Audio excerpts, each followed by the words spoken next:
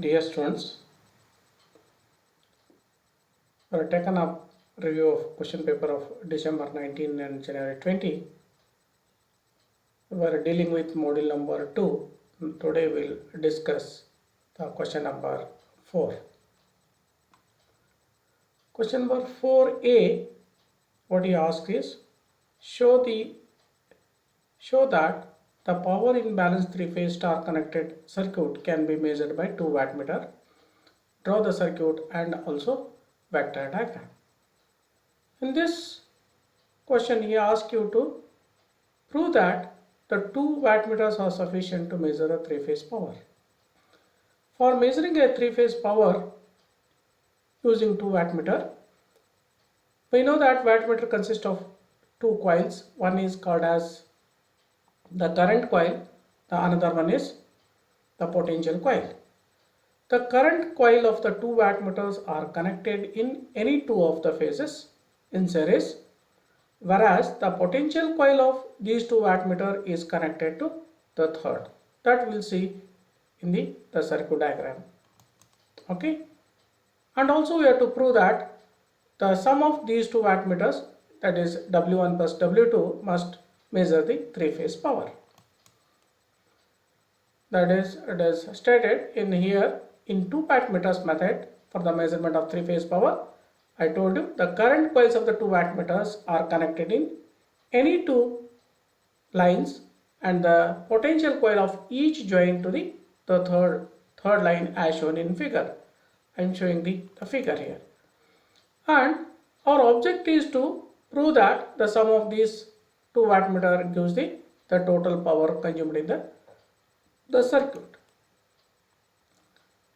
He asks you to for the star connection, therefore I drawn here star connected load, then I am using the 2 wattmeter. As per the statement number 1, the current coil is connected in any 2 phases of the 2 wattmeters, that is, one is connected in R phase, the other one is connected in the B phase, and the potential coils of the 2 wattmeters is connected to the third line, that is Y here, that is these two are connected here. Then the wattmeter reads,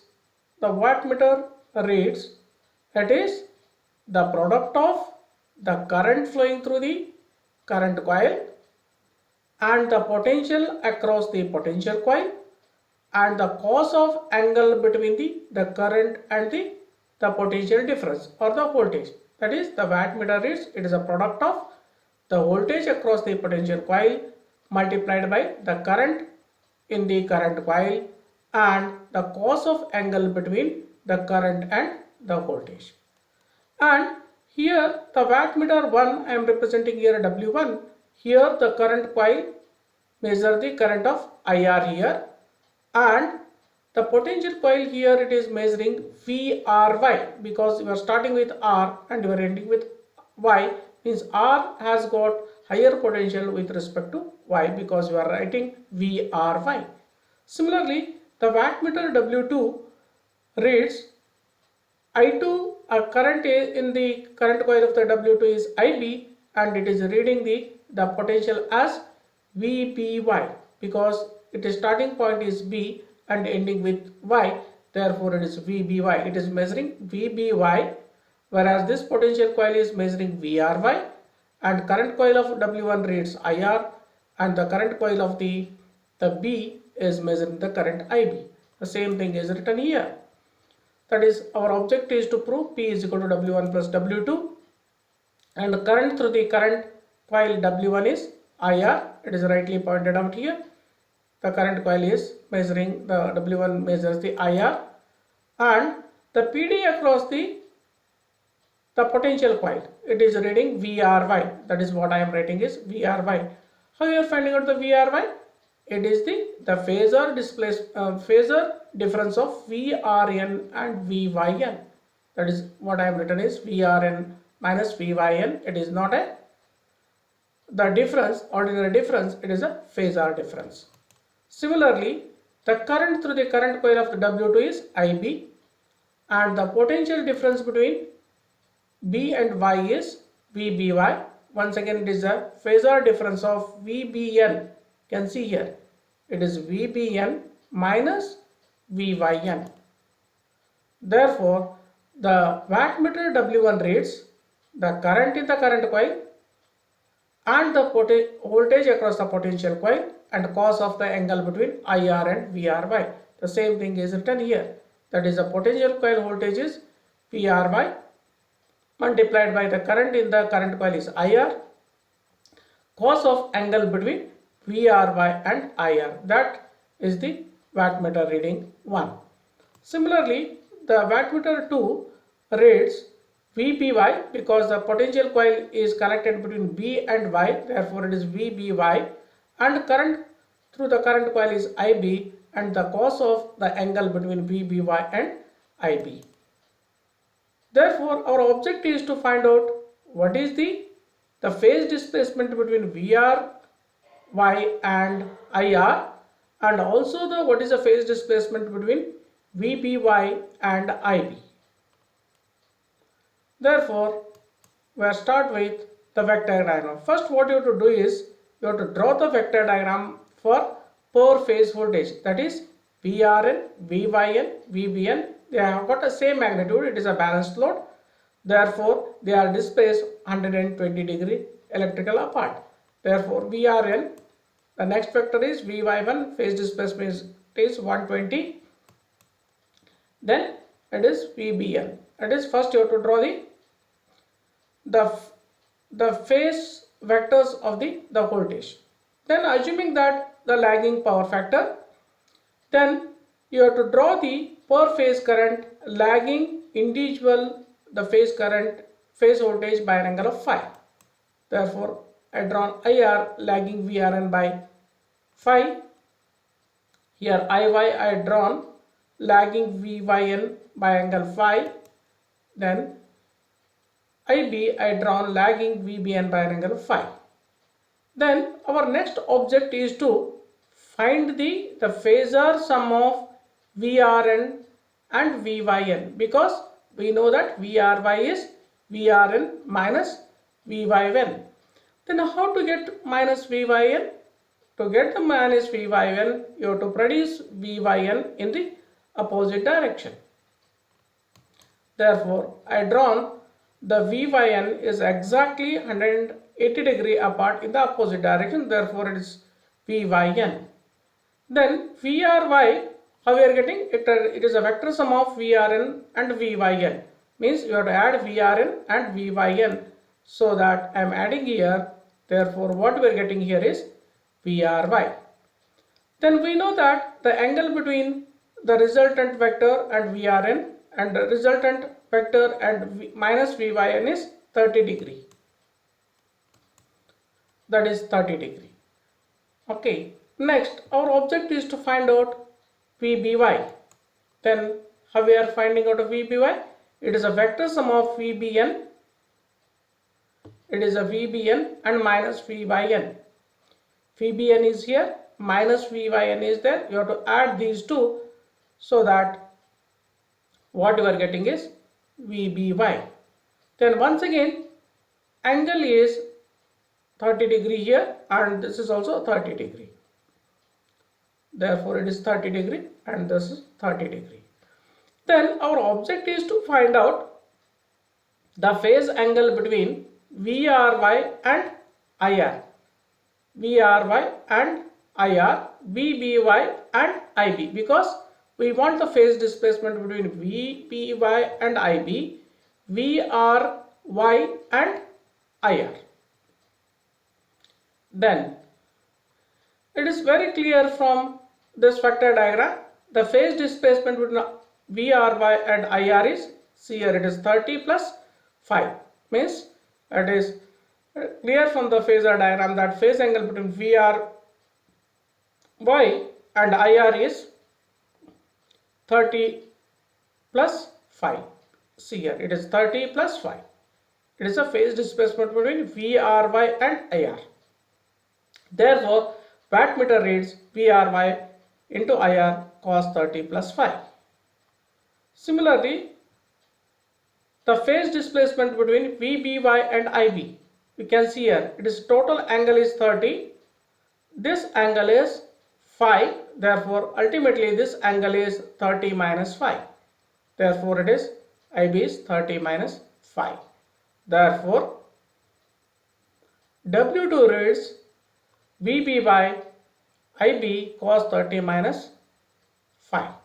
We know that the load is balanced, the line values are same, the line current and the phase currents are same in the star connection. Therefore, VRY and VBY is equal to VL I am calling, and IR is equal to IB is equal to IL. Therefore, the W1 can be written now as VL IL cos 30 plus phi. W2 can be written as VL IL cos 30 minus phi, because the line value, the magnitude are remains same. Therefore, what you have to prove is W is equal to W1 plus W2. That is the total power is W1 plus W2. That is just you have to substitute VLIL cos 30 plus phi cos 30 minus phi. You have to expand this and you have to simplify. Then what we are getting here is root 3 VL cos phi. That is nothing but your total power in the three-phase circuit. We know that three-phase circuit power can be calculated as 3 Vp Ip cos phi or root 3 VLIL cos phi. Therefore, the two wattmeters which is connected to measure the power measure the three-phase power. Therefore,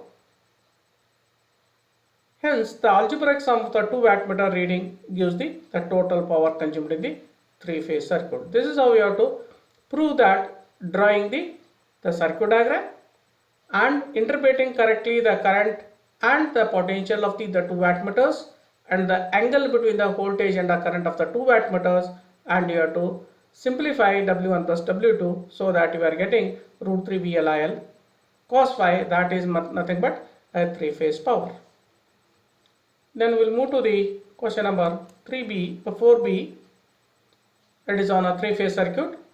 3 coil each of impedance 20 and angle of 60 degree ohm are connected in star to a three-phase 400 volt 50 Hz supply.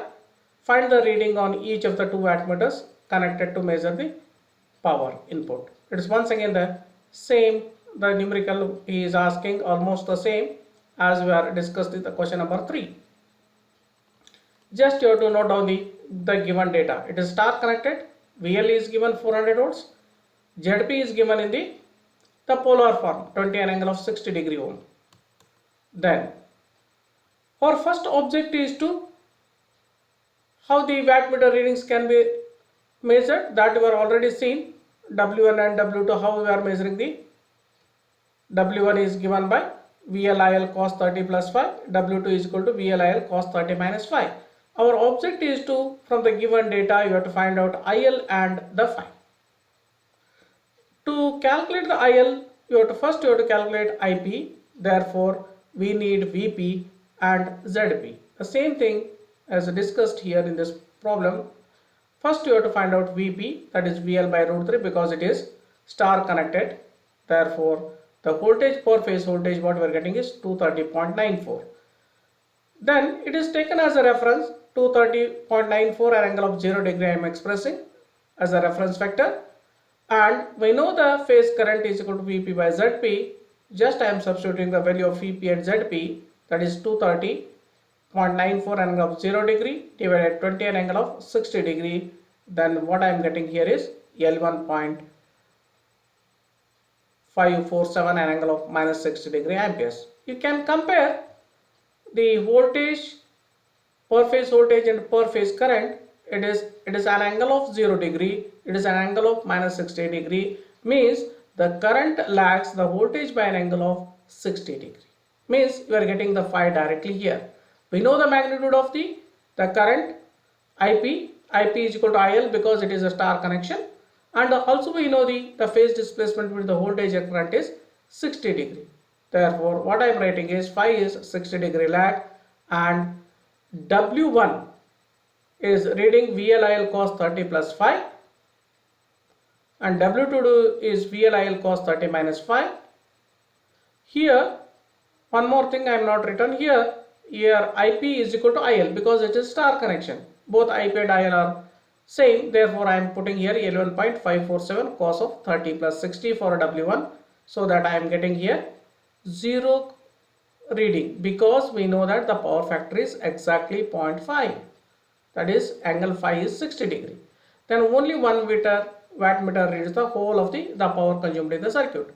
W2 is 400 into 11.547, 30 minus 60, then W2 what we are getting is 4000 watts. This is how you have to solve the numerical on a three phase. It is a very simple, just you have to note on the data given, then what you have to calculate, you have to write those equations, then what are the unknown quantity in that equations, you have to get it from the given quantity, then you have to find out the W1 and W2. Then question number 4c, he asks you to what is the meant by power factor in AC circuit, what is its significance in the AC circuit. That is, the power factor cos phi of a circuit can be defined in a different way. One, it is cosine of the angle between the voltage and the current, or the power factor is also defined as it is a ratio of resistance by impedance. Also it can be defined as it is a ratio of the true power to apparent power. That is written here. The power factor can be defined as cosine of angle between the P and I. It also be defined as power factor is it is a ratio of resistance to impedance, and the power factor can also be expressed as it is a ratio of the true power to apparent power. And the significance of the power factors are the apparent power drawn by a circuit has two components. That is, the total power drawn by the source from the source is, it is a product of the voltage and the current, it is called as apparent power. It has got two components, one is called as a true power or active power, the another one is called as a reactive power. Also we know that true power component should be large as possible, because it is this component which does the useful work in the circuit, means the true power which is we are consuming actually, but the reactive power is not useful power. Therefore this is, you have to make the true power as large as possible. This is possible only if the reactive power component is small, because we know that apparent power has got two components, true power and the reactive power. If the reactive power is less and the more and more power you are utilizing for our circuit, therefore the smaller the phase of angle phi, the greater the power factor cos phi. If the phi is small, the cos phi is greater, so that you try to achieve the power factor is equal to 1. The smaller is the reactive power. If the phase angle is small, power factor is large, that is it is nearing to 1, and at the same time the reactive power is less. Thus when phi is equal to 0, the cos phi is equal to 1, reactive power component is 0. Therefore the whatever the apparent power we are giving to the circuit, that is fully utilized. Therefore means that the whole of the apparent power drawn by the circuit is being utilized by it. This is how you have to write the significance of the power factor.